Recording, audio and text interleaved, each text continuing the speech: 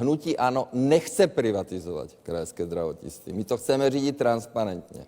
A já ve zdravotnictví nepodnikám. Já jsem dal peníze do fondu, který kupuje nemocnice od soukromých lékařů. Nevím, co je na to. Od soukromých osob. Ano? Takže nechápu, proč tady pánové skloňují, když například jako Mohu se jenom, pane předsedo, zeptat. Vy Takže nepodnikáte já ve zdravotnictví, jen jste dal peníze do fondu, privatizovat. Já nechci nic privatizovat. který... Kraj si zprivatizovala ČSSD, jak když jsem chtěl jít do nemocnice v Kyjově, tak Hašek to zakázal. Oni si to už dávno zprivatizovali. Já nechci nic privatizovat. Jako.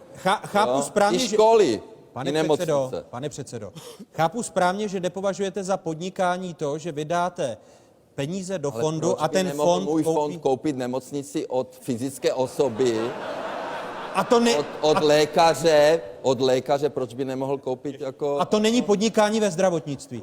To je investiční fond, mimochodem, ke kterému mě nutí tady koalice, protože udělali Lex Babiš, jo, takže já musím všechno prodat teďka a dám to pravděpodobně do nějakého fondu, protože asi ten fond potom bude nezávisle investovat a kupuje od lékařů, od fyzických osob. Co je na tom, to není od státu. A takhle to není bylo od i s krajů. těma surikatama. No, jasně. Takže, jako, já nechápu tu debatu, jako.